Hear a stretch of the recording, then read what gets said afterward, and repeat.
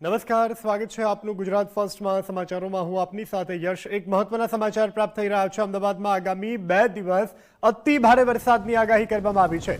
31 જુલાઈએ શહેર અને જિલ્લા માટે અત્યંત ભારે વરસાદની આગાહી વહીવટીતંત્ર દ્વારા તમામ તૈયારીઓ પૂર્ણ કરવામાં આવી છે। ખાસ કરી એસડીઆરએફ અને એનડીઆરએફની ટીમો પણ તૈનાત કરવામાં આવી છે। તાલુકા અધિકારીઓ સાથે ઓનલાઈન બેઠકો કરવામાં આવી। સરપંચો અને તલાટીઓને પણ સૂચના આપવામાં આવી છે।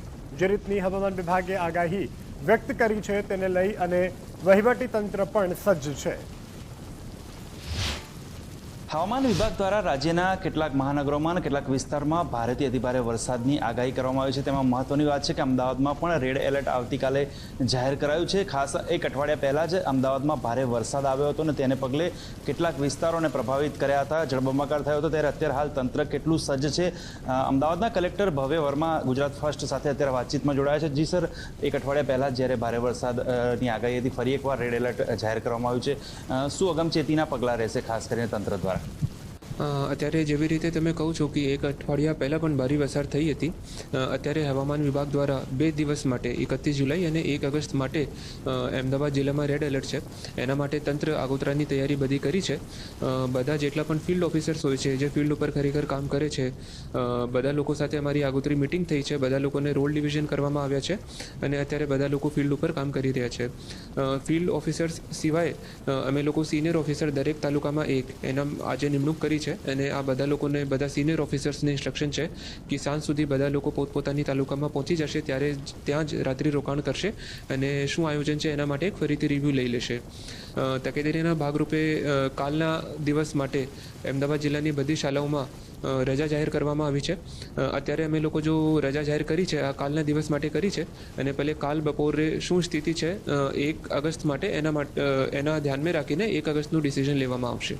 સર, ખાસ કરીને એક અઠવાડિયા પહેલાં જે રીતે વરસાદ ભારે થયો હતો, જેને પગલે ઘણા એવા વિસ્તારોથી ભૌગોલિક પરિસ્થિતિ હવે વાકેફ થઈ ગયા હશે, એના બાબતે કઈ રીતે તૈયારીઓ ખાસ રાખવામાં આવી છે? કેટલી એનડીઆરએફની ટીમ, કારણ કે પોલીસની કામગીરી પણ ખૂબ સારી હતી? બિલકુલ, અત્યારે આપણી પાસે એનડીઆરએફની એક ટીમ આપણી પાસે અવેલેબલ છે અને એસડીઆરએફની 2 ટીમ અવેલેબલ છે। આ 3 ટીમ આપણી પાસે ધોલકા, બાવલા અને સાણંદ તાલુકામાં સ્ટેશન્ડ છે અને જે જગ્યા ઉપર અમે લોકોને જરૂરિયાત લાગશે તે જગ્યા ઉપર એમની મદદ લેવામાં આવશે। સર, ખાસ કરીને જે રીતે અમદાવાદ ગ્રામ્ય વિસ્તારમાં જે રીતે ઘણા બધા વિસ્તારો પ્રભાવિત થયો હતો, બોપલ અને ખાસ ધંધુકામાં જે રીતે 18-19 ઇંચ વરસાદ પડ્યો હતો, આ વખતે ગ્રામ્ય વિસ્તારની સાથે સિટીમાં ખાસ કેવી તૈયારીઓ તંત્ર દ્વારા રાખવામાં આવી છે? સાથે સાથે શું કહેશો પ્રજાને કે અકારણ બહાર નીકળે તે માટે શું સંદેશ? કારણ કે બધા લોકો જોયું છે કે અઠવાડિયા પહેલાં કેટલે ભારે વરસાદ થઈ હતી અને એટલી જ ભારે વરસાદની શક્યતા અત્યારે પણ છે આપણા 2 દિવસ માટે। તો એના લીધે બધા લોકોને અપીલ છે કે જો જરૂરિયાત ન હોય તો ઘરથી બહાર ન નીકળવાની એક અપીલ છે। જેવી રીતે તમે સિટી વિસ્તારના કહો છો, આ વર્ષે આ વખતે જો સૌથી પહેલી શક્યતા છે ભારે વરસાદની આ સાબરમતી રિવરમાં છે। તો સાબરમતી રિવરમાં જોઈએ તો વેજલપુર, દસકરોઈ, ધોલકા આ બધી તાલુકા આવે છે।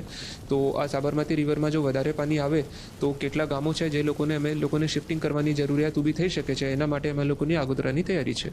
છેલ્લો સવાલ સર, ખાસ કરીને જે વિસ્તારમાં અતિ ભારે વરસાદ પડ્યો હતો, જ્યાં પાણી ભરાયા હતા, તે વિસ્તારમાં તંત્ર દ્વારા મુલાકાતો લેવાઈ હતી। તે વિસ્તાર છોડીને 500, 700 અથવા 2 કિલોમીટર દૂર ઘણા એવા વિસ્તારો છે જ્યાં લોકો માંગ કરી રહ્યા હતા, કારણ કે તે વિસ્તાર જે ખૂબ લોકોને દયનીય સ્થિતિ હતી।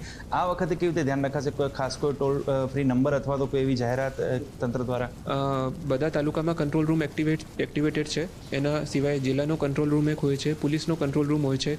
તો આ કંટ્રોલ રૂમ બધા આપણી પાસે ઓલરેડી એક્ટિવેટેડ છે।